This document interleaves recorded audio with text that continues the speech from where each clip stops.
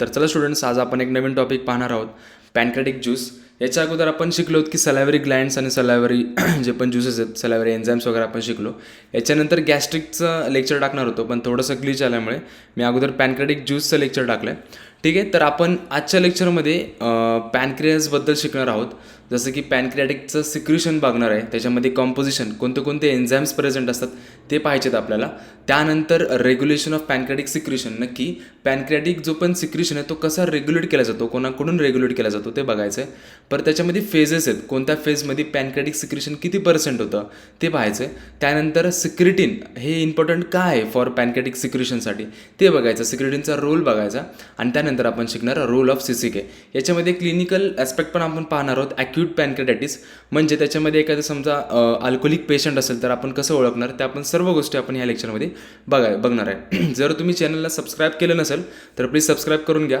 जरी तुम्ही BMS student असाल किंवा कोणतेही मेडिकल स्टुडंट असाल तर माझ्यासोबत तुम्ही स्टडी कराल. ठीक आहे, तर आपण शिकूयात पॅनक्रियाटिक सिक्रिशन आणि पॅनक्रियाटिक ज्यूस कॉम्पोजिशन. ठीक आहे, पॅनक्रियाटिक सिक्रिशन जे असतं म्हणजे मेन जे एन्झाईमचं सिक्रिशन होतं ते कोण करणार आहे, पॅनक्रियाटिक ॲसिनाय. ठीक आहे ना, म्हणजे पॅनक्रियाजमध्ये एक स्मॉलर युनिट प्रेझेंट असतं जे की पॅनक्रियाटिक ॲसिनाय म्हणतो आपण त्याला. ते सिक्रिशन कोणाचं करणार आहे, पॅनक्रियाटिक एन्झाईमचं सिक्रिशन करणार आहे. ठीक आहे, पॅनक्रियाटिक एन्झाईमचं सिक्रिशन झालं. आता जे पण पॅनक्रियाटिक एन्झाईम सिक्रेट झालेले आहेत त्यांना पुढे घेऊन न्यायचं काम जे असतं, वॉटर आणि HCO3- ते कोण सिक्रेट करणार आहे, जे पण डक्ट आहेत, पॅनक्रियाटिक डक्ट आपण म्हणतो, स्मॉल डक्टिल्स किंवा लार्ज डक्ट ऑफ पॅनक्रियास, ते त्यांना पुढे न्यायचं काम करणार आहे. ठीक आहे, म्हणजे ॲसिड ऑफ पॅनक्रियास जे असतात ते एन्झाईम्सला सिक्रेट करणार. सिक्रेट झालेले एन्झाईम्स पुढे ट्रॅव्हल करण्यासाठी जे पण सिक्रेशन आहे म्हणजे वॉटरी कंटेंट आपल्याला पाहिजे, वॉटर असू द्या किंवा NaCO3 असू द्या, ते सगळं कोण पॅनक्रियाटिक डक्ट करणार. ठीक आहे, मग त्यांना ते पुढे घेऊन जाणार. ठीक आहे, आता बघा, एन्झाईम्स प्लस NaHCO3 हे जे सगळे मिक्स होणार आणि पुढे ट्रॅव्हल करणार through, it will flows through long pancreatic duct. ही जे तुम्ही डायग्राममध्ये पाहू शकता, ही जे लॉंग पॅनक्रियाटिक डक्ट आहे याच्या थ्रू ते फ्लो होणार. ठीक आहे, फ्लो झाल्यानंतर इथे बघा एक कॉमन बायल डक्ट होऊन जॉईंट होते आणि नंतर पुढे एक पॅप्युल ऑफ वॅटर आपल्याला पाहायला मिळते. याच्यावर जे पण सराउंडेड असतं it is surrounded by sphincter of Oddi. ठीक आहे, त्यानंतर मग डिओडिनममध्ये सिक्रेशन येऊन जातं. ठीक आहे, आता या नक्की पॅनक्रियाटिकमध्ये पॅनक्रियाटिक सिक्रेशनमध्ये कोणते कोणते कॉम्पोजिशन असतात म्हणजे कोणते कोणते एलिमेंट्स प्रेझेंट असतात ते बघूयात आपण. ठीक आहे, याच्यामध्ये वॉटरी कंटेंट असतं आणि एक सोल्यूट कंटेंट असतं. सोल्यूटमध्ये परत दोन, एक असतं इनऑर्गॅनिक आणि एक असतं ऑर्गॅनिक. इनऑर्गॅनिकमध्ये काय काय असणार आहे, सोडियम आयन्स असणार आहे, HCO3- असणारे, परत क्लोराईड आयन्स प्रेझेंट असणारे. ऑर्गॅनिकमध्ये पाहिलं तर कोणते एन्झाईम्स प्रेझेंट असणार याच्यामध्ये, तर प्रोटिओलॅटिक एन्झाईम्स प्रेझेंट असणार आहे. सेकंड कोणते, अमायलोलॅटिक एन्झाईम्स आणि थर्ड लिपोलॅटिक. आता हे काय काम करणार आहेत, तर प्रोटिओलॅटिक एन्झाईम्स म्हणजे असे एन्झाईम्स जे की प्रोटीनचं डायजेशन करणार आहेत. ठीक आहे, जे पण सेकंड अमायलोलॅटिक एन्झाईम्स आहेत जे की कार्बोहायड्रेटचं डायजेशन करणारे एन्झाईम्सला आपण अमायलोलॅटिक एन्झाईम्स म्हणतो. आणि लिपोलॅटिक कोणाला म्हणणार आहे, जे पण एन्झाईम्स लिपिडचं डायजेशन करणार आहे त्याला आपण लिपोलॅटिक एन्झाईम्स म्हणणार आहे. म्हणजे पॅनक्रियाटिक ज्यूस जो असतो त्याच्यामध्ये जे पण एन्झाईम्स प्रेझेंट असतात ते तिन्ही पण फूडचे एलिमेंटचं डायजेशन करणार आहे. प्रोटीनचं पण डायजेशन करतील, कार्बोहायड्रेटचं पण करतील आणि लिपिडचं पण करतील. त्याचबरोबर ट्रिप्सिन इनिबिटरसुद्धा प्रेझेंट असतो. ठीक आहे, आता ट्रिप्सिन इनिबिटरचा खूप इम्पॉर्टंट रोल असतो in the case of acute pancreatitis. म्हणजे ॲक्यूट पॅनक्रियाटायटिस जे होतं ना ते बिकॉज ऑफ ट्रिप्सिन इनिबिटर. ठीक आहे ना, हा कमी असल्यामुळेच होतो. ते आपण नेक्स्ट स्लाईडमध्ये आपण शिकणार आहोत. ठीक आहे, आता आपण सर्वात अगोदर आपण बघूया ते पॅनक्रियाटिक एन्झाईम्स. ठीक आहे, आता प्रत्येक एन्झाईमचं फंक्शन नक्की काय काय. ठीक आहे, सर्वात अगोदर आपण बघूया ते pancreas digest all 3 major types of food which is carbohydrate, fat आणि प्रोटीन. म्हणजे पॅनक्रियाटिक एन्झाईम्स जे असतात ना ते तिन्ही पण मेजर टाईप ऑफ फूड म्हणजे कोणते कोणते, कार्बोहायड्रेट असू द्या, फॅट्स असू द्या किंवा प्रोटीन असू द्या, ह्या तिघांचं पण डायजेशन करण्यामध्ये हेल्प करत असतात. ठीक आहे, तर सर्व स्टार्टिंगला आहे प्रोटिओलॅटिक enzyme. प्रोटिओलॅटिक as a proteolytic enzyme म्हणून कोण कोण प्रेझेंट असतं, ट्रिप्सिन असतं, कायमोट्रिप्सिन असतं आणि कार्बॉक्झीपेप्टिडेज प्रेझेंट असतं. ठीक आहे ना, म्हणजे पॅनक्रियाटिक ज्यूसमध्ये as a proteolytic enzyme trypsin present असतं, कायमोट्रिप्सिन प्रेझेंट असतं आणि कार्बॉक्झीपेप्टिडेज प्रेझेंट असतं. यांचं काम काय आहे मग, प्रोटीनला डायजेशन करणं. ठीक आहे ना, जे पण लार्ज मॉलिक्युल्स आहेत प्रोटीनचे त्यांना अगोदर पेप्टाईडमध्ये कन्वर्ट करणं, मग पेप्टाईडमध्ये कन्वर्ट झालं की पेप्टाईडचं परत अमायनो ॲसिडमध्ये कन्वर्ट करणं, म्हणजे स्मॉलर युनिट ऑफ, ठीक आहे ना, ऑफ अ प्रोटीन. ठीक आहे, सेकंड आहे अमायलोलॅटिक एन्झाईम.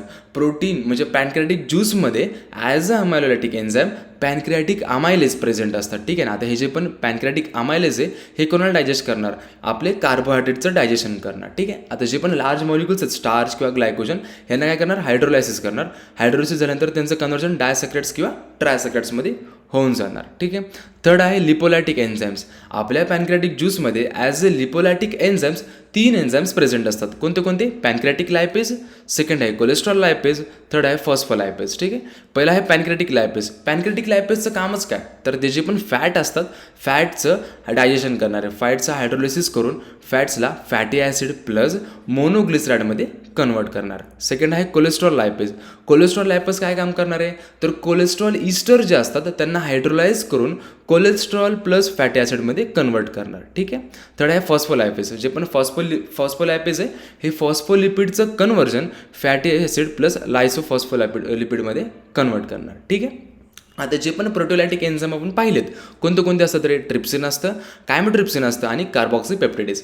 आता हे जे एन्झाईम्स आहेत ना हे स्टार्टिंगला ज्यावेळेस सिक्रेट होतात त्यावेळेस ते इनॲक्टिव्ह फॉर्ममध्ये असतात. ठीक आहे ना, म्हणजे ज्यावेळेस ते सिक्रिशन होणार, सिक्रिशन झाल्यानंतर त्याचा फॉर्म कोणता असणार आहे, इनॲक्टिव्ह फॉर्म असणार आहे. ठीक आहे, मग त्या इनॲक्टिव्ह फॉर्मला पहिलं सर्वात अगोदर त्याला आपल्याला ॲक्टिव्ह करावं लागेल. ठीक आहे, मग ॲक्टिव्ह करण्याचं काम कोणाचं असतं, तर एंटेरोकायनेज. म्हणजे एकदा काय प्रोटिओलायटिक एन्झाईम्स सिक्रेट झालेले एन्झाईम्स ज्यावेळेस आपल्या इंटेस्टायनल म्युकोसच्या कॉन्टॅक्टमध्ये येतात. ठीक आहे ना, जे पण इंटेस्टायनल म्युकोज आहे ज्यावेळेस एकदा पॅनक्रियाटिक एन्झाईम्स रिलीज झाले की ज्यावेळेस ते इंटेस्टायनल म्युकोजाच्या ज्यावेळेस कॉन्टॅक्टमध्ये येतात त्यावेळेस इंटेस्टायनल म्युकोजा त्याला ॲक्टिव्ह करण्यासाठी एक एंटेरोकायनेज नावाचा सबस्टन्स रिलीज करतं. ठीक आहे, मग एंटेरोकायनेज रिलीज झाल्यानंतर ट्रिप्सिनोजन, कायमोट्रिप्सिनोजन आणि प्रोकार्बॉक्सीपेप्टिडेज म्हणजे हे जे फॉर्म आहेत ना हे इनॲक्टिव्ह फॉर्म असतात. ठीक आहे, मग ट्रिप्सिनोजनला हे ट्रिप्सिनमध्ये कन्वर्ट करण्याचं काम करतं, म्हणजेच इनॲक्टिव्ह फॉर्मला ॲक्टिव्ह फॉर्ममध्ये कन्वर्ट करतं. कोण करणार आहे, एंटेरोकायनेज करणार आहे. ठीक आहे,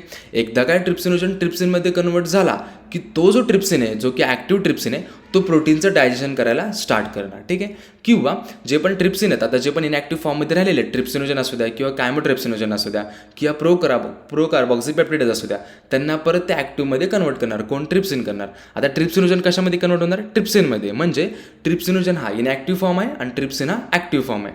परत कायमोट्रिप्सिनोजन आहे तो इनॲक्टिव्ह फॉर्म आहे, त्याचं कन्वर्जन ॲक्टिव्ह फॉर्म म्हणजे कायमोट्रिप्सिनमध्ये होणार. ठीक आहे, थर्ड आहे प्रोकार्बॉक्सीपेप्टिडेज, याचं कन्वर्जन कार्बॉक्सी पॉलिपेप्टायडेजमध्ये होणार. ठीक आहे, अशा रीते पॅनक्रियाटिक एन्झाईम्स काम करत असतात किंवा त्यांचं डायजेशन होत असतं. ठीक आहे, आपण आता ह्यानंतर बघणार आहेत रेग्युलेशन ऑफ पॅनक्रियाटिक सिक्रिशन. ठीक आहे, पॅनक्रियाटिक सिक्रिशनला कोण रेग्युलेट करतं, म्हणजे कोण स्टिम्युलेट करतं पॅनक्रियाटिक सिक्रिशनला, कोण स्टिम्युलेट करतं.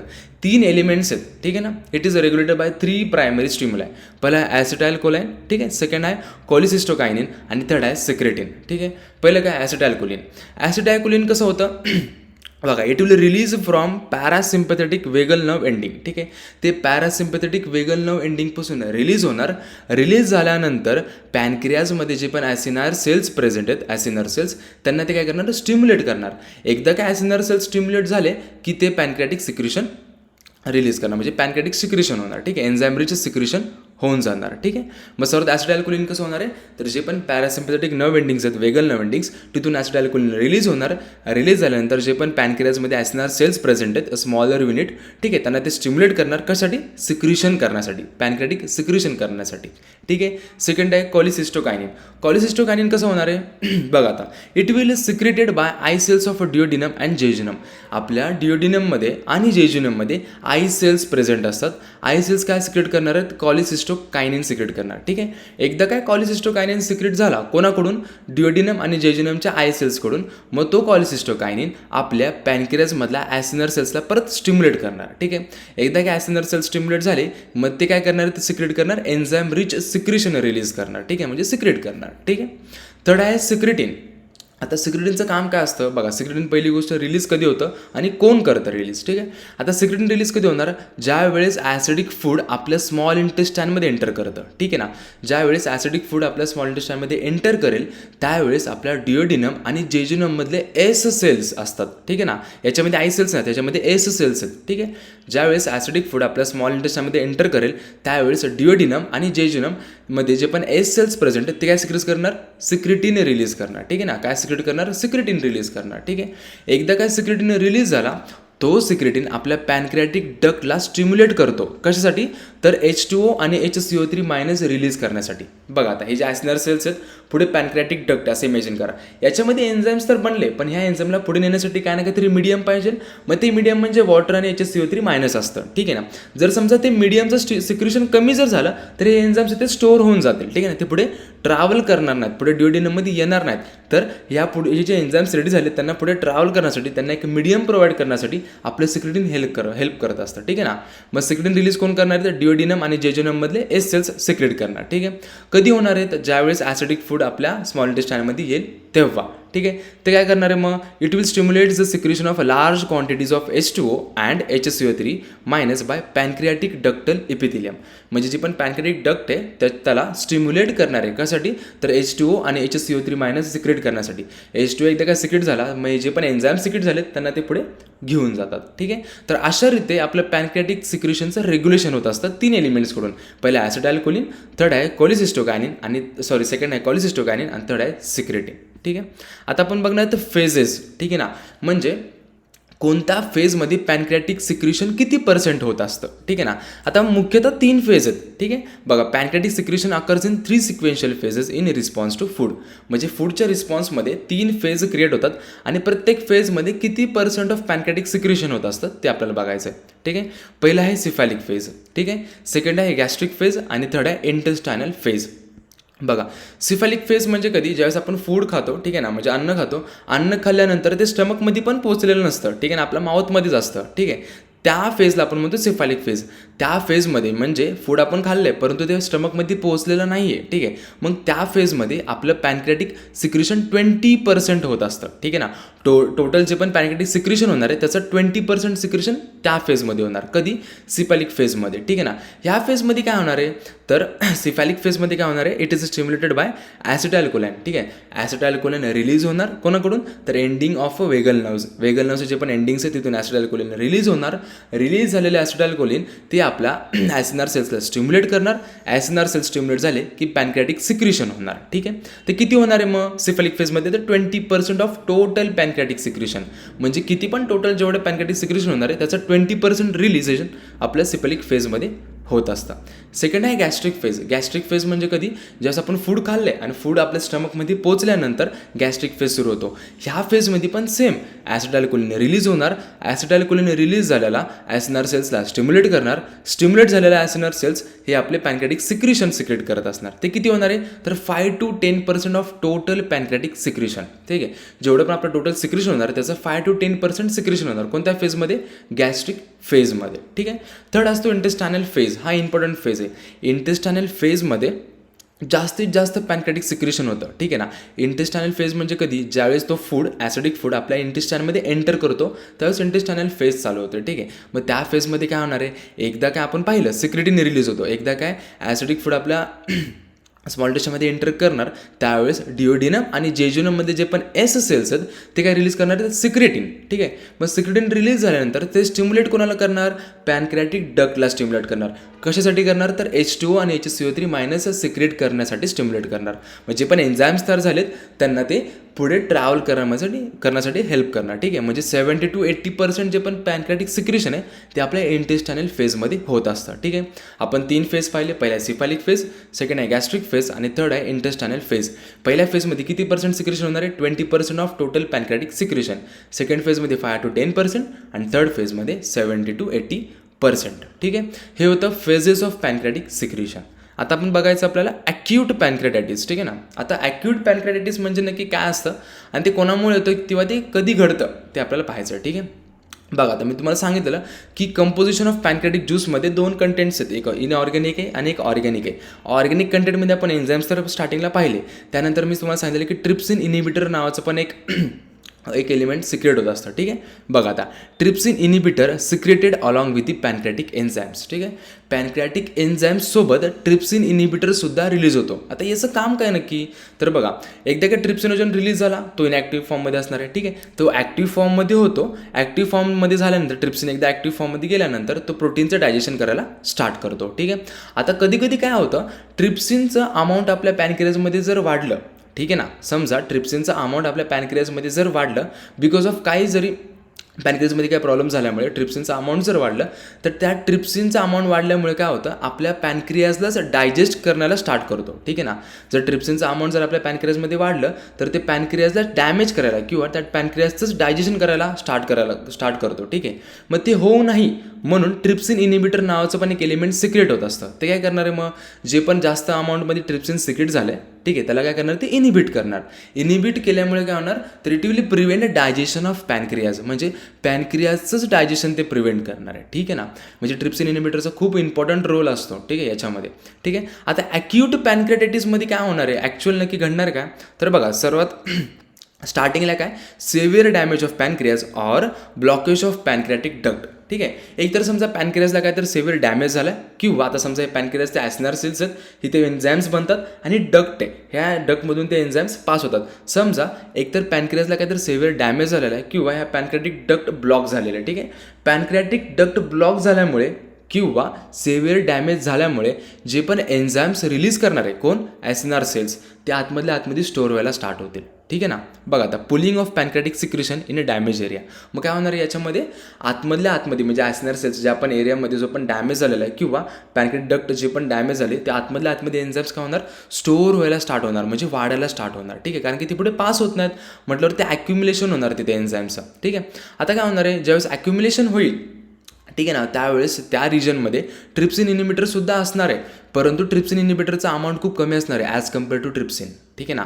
ट्रिप्सिनचं प्रमाण वाढत जाणार, खूप जास्त प्रमाणामध्ये ट्रिप्सिन वाढणार, परंतु त्याला इनिबिट करण्यासाठी ट्रिप्सिन इनिबिटरचं अमाऊंट खूप कमी असणार आहे. ठीक आहे. मग त्यामुळे काय होणार आहे बघा, effect of trypsin inhibitor is overhead. ठीक आहे. जो पण ट्रिप्सिन इनिबिटरचा इफेक्ट दिसायला पाहिजे आपल्याला तो दिसणार नाही आणि त्यामुळे काय होणार, pancreatic enzymes begins activated rapidly. ठीक आहे ना. म्हणजे जे पण पॅनक्रियाटिक एन्झाईम्स आहेत म्हणजे ट्रिप्सिन आहे ते फास्टली ॲक्टिव्ह होत जाणार. ठीक आहे. मग त्यामुळे काय होणार, पॅनक्रियाजचंच डायजेशन व्हायला सुरू होणार. ठीक आहे ना. म्हणजे ते पॅनक्रियाजलाच डॅमेज करायला स्टार्ट करणार, कोण, ट्रिप्सिन डॅमेज करायला स्टार्ट करणार. ठीक आहे.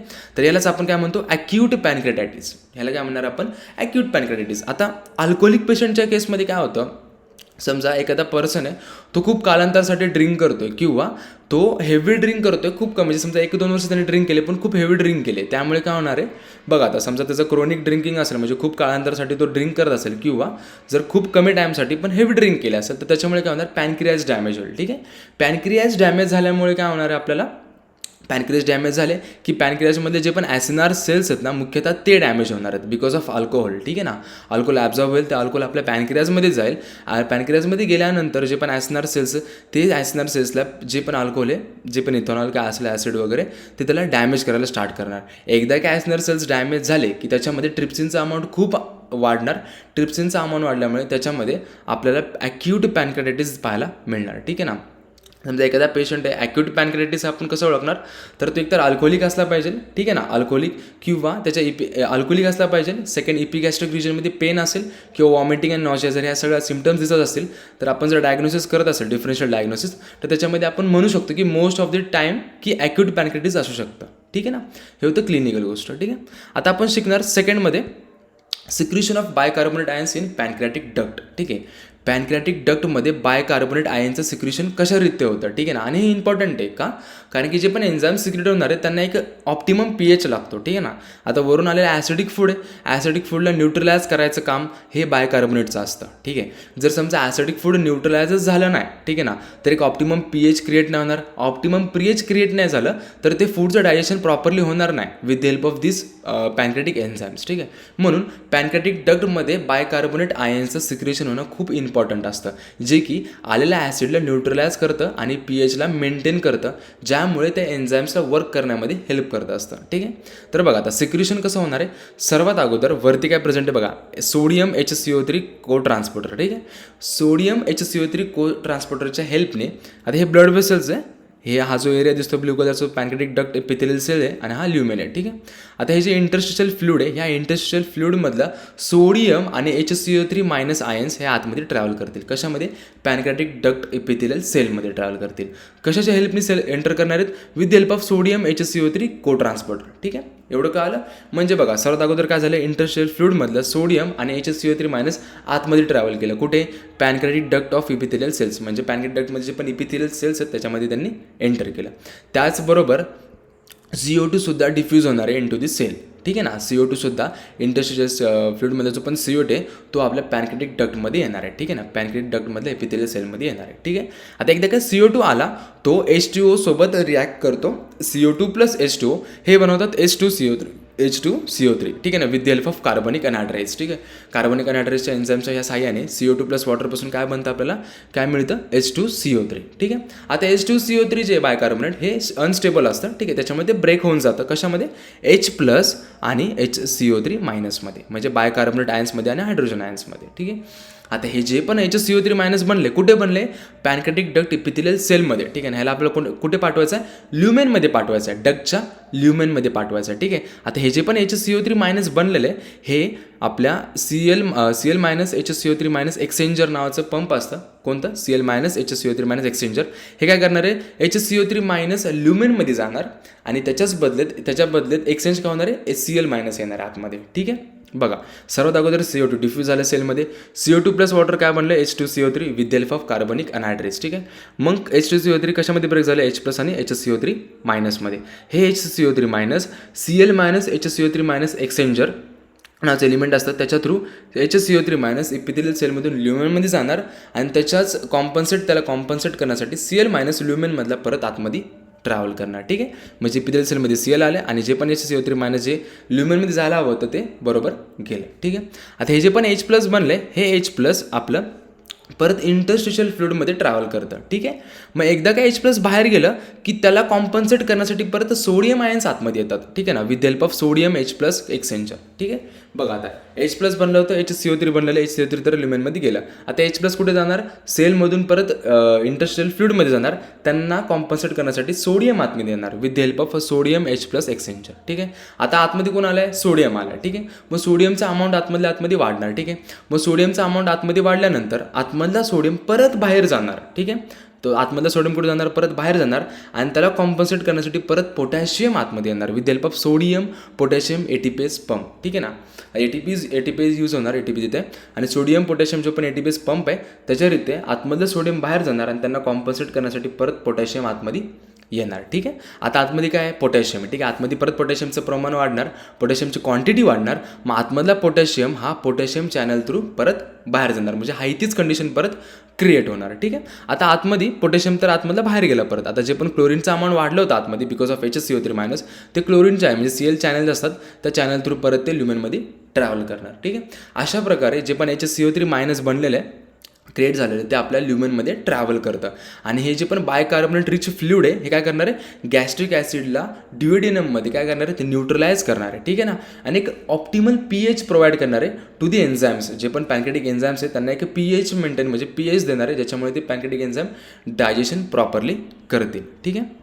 हे होतं secretion of bicarbonate ions in pancreatic duct. ठीक आहे.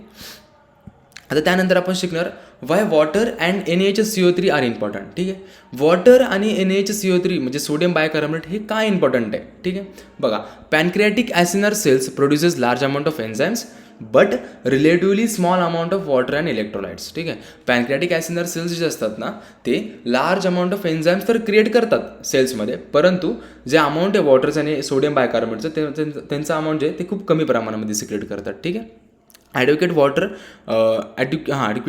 and NaCO3 are required to carry enzymes into the duodenum. आता हे ॲसिनर सेल्स हे पॅनक्रिएटिक डक्ट आहे इथे जे पण तयार झालेले एन्झाईम्स आहेत ना त्यांना पुढे ट्रॅव्हल करण्यासाठी वॉटर आणि NaCO3 हेल्प करतात. ठीक आहे ना. त्याला एक मीडियम आहे त्या मीडियम थ्रू ते एन्झाईम्स जे पण क्रिएट झाले त्या ॲसिनर सेल्समध्ये ते पुढे ट्रॅव्हल करतात. ठीक आहे. मग हे जे पण पॅनक्रिएटिक डक्ट आहे त्यांचं काम काय असतं वॉटर आणि NaCO3चं सिक्रेशन करणं. ठीक आहे. जे की ॲसिनर सेल्स इतक्या अमाऊंटमध्ये सिक्रेट करू शकत नाही. ॲसिनर सेल्स फक्त एन्झाईम सिक्रेट करतात. ठीक आहे. मग पॅनक्रिएटिक काय सिक्रेट करणार आहे वॉटर आणि NaCO3 सिक्रेट करतील. आता समजा वॉटर आणि NaCO3चं प्रमाण कमी झालं. ठीक आहे. समजा इथे एन्झाईम्स तर बनतात आहे पण प्रॉपरली ज्या पॅनक्रिएटिक डक्टमध्ये low fluid and bicarbonates in duct म्हणजे फ्लुइड म्हणजे वॉटर आणि बायकार्बोनेट जे पण आहे ते एकदम कमी प्रमाणात सिक्रेशन झालं तर काय होणार enzymes remain store in pancreatic duct. Enzymes काय ह्या डक्टमध्येच स्टोअर होऊन जाणार कारण की त्यांना पुढे ट्रॅव्हल करण्यासाठी मीडियमच नाही म्हणजे वॉटर आणि NaCO3चं सिक्रेशनच प्रॉपरली झालं नाही मुळे ते एन्झाईम्स पुढे ट्रॅव्हल करणारच नाही. ठीक आहे ना. ते तिथेच साठून राहतील ते स्टोअर होऊन राहतील. ठीक आहे. सेकंड आहे हाय fluid and bicarbonates in duct. जर समजा वॉटर आणि NaCO3चं प्रमाण जर सिक्रिशन जर प्रॉपरली सिक्रेट झाले ते आणि त्याचं क्वांटिटी जर वाढली तर त्याच्यामुळे काय होणार, enzymes diluted and carry in to the डिओडिनममध्ये कॅरी होण्यासाठी त्यांना हेल्पफुल ठरतील. ठीक आहे, म्हणून वॉटर आणि NaCO3 हे खूप इम्पॉर्टंट असतात बिकॉज ऑफ दॅट की एन्झाईम्स जे पण क्रिएट झाले ॲसिनार सेल्समध्ये ते पुढे कॅरी होतात. ठीक आहे, बिकॉज ऑफ वॉटर आणि NaCO3. ठीक आहे, आता आपण शिकणार रोल ऑफ सिक्रेटिन, नंतर शिकणार रोल ऑफ CCK. ठीक आहे ना, म्हणजे आपल्या पॅनक्रियाटिक ज्यूसमध्ये किंवा पॅनक्रियाटिक सिक्रिशनमध्ये आपल्या सिक्रेटिनचा रोल काय. ठीक आहे, तर बघा सर्वात अगोदर मी तुम्हाला सांगितलं की सिक्रेटिन रिलीज कधी होणार आहे, ज्या वेळेस आपलं ॲसिडिक कायम म्हणजे जे पण फूड आहे ॲसिडिक कायम स्टमकमधून डिओडिनममध्ये एंटर करेल त्यावेळेस आपले डिओडिनम आणि जेजुनममध्ये जे पण S सेल प्रेझेंट आहेत ते सिक्रेट काय करणार आहेत, प्रो सिक्रेटिन सिक्रेट करणार आहेत. कोण सिक्रेट काय सिक्रेट करणार आहे, प्रो सिक्रेटिन. ठीक आहे ना, सर्वात अगोदर प्रो सिक्रेटिन सिक्रेट होतं कशामध्ये, S सेलच्या आतमध्येच. ठीक आहे ना, मग प्रो सिक्रेटिन हे असतं इनॅक्टिव्ह फॉर्म. ठीक आहे, मग प्रो सिक्रेटिन हे कन्वर्ट होणार ॲक्टिव्ह फॉर्ममध्ये म्हणजे सिक्रेटिनमध्ये आणि ते रिलीज होणार. ठीक आहे, बघा ज्यावेळेस ॲसिडिक कायम स्टमकमधून डिओडिनममध्ये आला की डिओडिनम आणि जेजुनममधल्या S सेल्समध्ये आतमध्ये काय बनणार आहे, प्रो सिक्रेटिन जे की इनॅक्टिव्ह असतं. मग इनॅक्टिव्ह सिक्रेटिन जे पण प्रो सिक्रेटिन आहे ते कन्वर्ट होणार सिक्रेटिनमध्ये जे की ॲक्टिव्ह फॉर्म आहे. ठीक आहे, एकदा काय सिक्रेटिन रिलीज झाला बघा acid stimulates S cells in the mucus of duodenum and jejunum to convert prosecretin to secretin. ठीक आहे, बघा आता secretin is release from S cell in to the interstitial fluid and then enters the bloodstream. बघा अगोदर काय होणार, release होणार secretin. ठीक आहे, कुठे होणार, इंटरस्टिशियल फ्लुइडमध्ये, परत तो एंटर करणार कशामध्ये, ब्लड स्ट्रीममध्ये म्हणजे आपल्या ब्लडमध्ये. मग थ्रू ब्लड आपल्या पॅनक्रियाजमध्ये तो ट्रॅव्हल करणार. बघा secretin travels via blood to the pancreas. ठीक आहे, पॅनक्रियाजकडे ते थ्रू ब्लड वाया ब्लड ते ट्रॅव्हल करणार and it will stimulates duct cells to secrete watery solution rich in NaCO3 म्हणजे सोडियम बायकार्बोनेट. ते कोणाला स्टिम्युलेट करणार आहे, जे पण पॅनक्रियाटिक डक्ट आहे त्यांच्या सेल्सला स्टिम्युलेट करणार आहे. कशासाठी स्टिम्युलेट करणार, तर वॉटर आणि सोडियम बायकार्बोनेटचं सिक्रिशन करण्यासाठी स्टिम्युलेट करणार. ठीक आहे, मग बघा सर्वात अगोदर प्रोसिक्रेटिन रिलीज झाला, प्रोसिक्रेटिन बनतो त्याला ॲक्टिव्ह होतं सिक्रेटिन फॉर्ममध्ये. मग सिक्रेटिन आपल्या ब्लडमध्ये येतं, मग थ्रू ब्लड आपल्या पॅनक्रियाजकडे ट्रॅव्हल करतं. पॅनक्रियाजमध्ये जाऊन पॅनक्रियाटिक डक्टमध्ये जे पण सेल्स आहेत त्यांना ते स्टिम्युलेट करणार. कशासाठी स्टिम्युलेट करणार, सोडियम आणि सोडियम बायकार्बोनेट आणि वॉटर ह्यांना रिलीज करण्यासाठी ते स्टिम्युलेट करणार.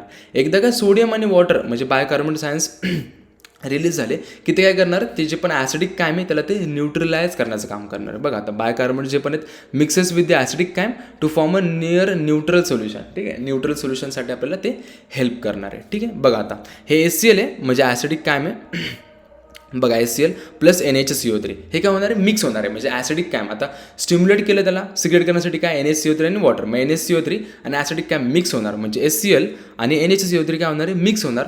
मिक्स झाल्यानंतर त्यांची रिॲक्शन झाल्यानंतर आपल्याला काय मिळणार, NaCl मिळणार, H2O मिळणार आणि CO2 मिळणार म्हणजे की न्यूट्रल सोल्युशन आपल्याला मिळणार आहे. ठीक आहे, आता जे पण CO2 मिळाले it will absorb by the blood परत ॲब्झॉर्ब करणार आणि ते आपल्या लंग्स थ्रू परत ते एक्सक्रीट म्हणजे आपल्या बॉडीच्या बाहेर टाकलं जाणार आहे. ठीक आहे, मग सिक्रेटिनचा रोलच काय, तर आपल्या पॅनक्रियाटिक डक्टमध्ये जे पण सेल्स आहेत त्यांना ते स्टिम्युलेट करतं आणि स्टिम्युलेट केल्यानंतर कशासाठी स्टिम्युलेट करणार आहे, वॉटर आणि NaCO3 सिक्रेट करण्यासाठी स्टिम्युलेट करणार आहे. ठीक आहे, सेकंड आपण बघणार CCK म्हणजे कॉलिसिस्टोकायनिन. यांचा रोल काय, तर बघा the hormone that stimulates pancreatic enzyme secretion. हा असा एक हार्मोन आहे जो की आपल्या पॅनक्रियाटिक एन्झाईमच्या सिक्रिशनला स्टिम्युलेट करतं. ठीक आहे, ते कसं करणार, बघा आता स्टिम्युलस ते रिलीज होण्यासाठी काय स्टिम्युलस हवा आहे, presence of food in the upper small intestine especially protein long chain fatty acid and peptides. ठीक आहे, त्यासाठी स्टिम्युलस काय म्हणजे तो हार्मोन रिलीज कधी होणार आहे, ज्यावेळेस फूड आपलं अप्पर स्मॉल इंटेस्टाईनकडे येईल म्हणजे ड्युओडेनममध्ये ज्यावेळेस फूड एंटर करेल त्यावेळेस त्याला एक स्टिम्युलस मिळणार. स्टिम्युलस मिळाल्यानंतर काय होणार आहे, जे पण आपले आय सेल्स प्रेझेंट कुठे, I cells in mucosa of duodenum and upper jejunum. डिओडिनममध्ये एकदा काय फूड आलं की डिओडिनममधले आणि अप्पर जेजुनममधले जे पण आय सेल्स प्रेझेंट आहेत ते स्टिम्युलेट होतात. ठीक आहे ना, ते स्टिम्युलेट झाल्यानंतर ते सिक्रेट काय करणार, CCK म्हणजे कॉलिसिस्टोकायनिन सिक्रेट करणार. एकदा काय कॉलिसिस्टोकायनिन सिक्रेट झाला की तो कोणामध्ये एंटर करणार, ब्लडमध्ये एंटर करणार. ठीक आहे, परत ब्लडमध्ये एंटर केल्यानंतर तो कुठे पोहोचणार, ब्लड थ्रू आपल्या पॅनक्रियाजकडे पोहोचणार. पॅनक्रियाजकडे पोहोचल्यानंतर पॅनक्रियाजमध्ये कोण प्रेझेंट असतात, ॲसिनार सेल्स. ठीक आहे, मग ॲसिनार सेल्सला ते काय करणार, स्टिम्युलेट करणार. मग ॲसिनार्स एकदा काय स्टिम्युलेट झाले की मग ते रिलीज काय करणार, पॅनक्रियाटिक एन्झाईम्स म्हणजेच डायजेस्टिव्ह एन्झाईम्स रिलीज करणार. त्यांच्या सहाय्याने काय होणार, डायजेशन होणार. कोणाचं होणार, कार्बोहायड्रेटचं असू द्या, प्रोटीनचं असू द्या किंवा फॅट्सचा असू द्या. अशा प्रकारे CCK काम करतं आणि सिक्रेटिनचा पण रोल खूप इम्पॉर्टंट असतो. ठीक आहे, तर आजच्या लेक्चरमध्ये आपण पाहिलं पॅनक्रियाजबद्दल, पॅनक्रियाटिक ज्यूसबद्दल. त्याचे फेजेस आपण पाहिले, परत कशारीते त्याचं रेग्युलेशन होतं, परत ॲक्यूट पॅनक्रेटिस आपण पाहिलं. नेक्स्टच्या लेक्चरमध्ये आपण गॅस्ट्रिक ज्यूसबद्दल आपण पाहूयात. ठीक आहे. थँक्यू. जर तुम्ही चॅनल सबस्क्राईब केलं नसेल तर प्लीज सबस्क्राईब करा, शेअर करा आणि लाईक करा. थँक्यू.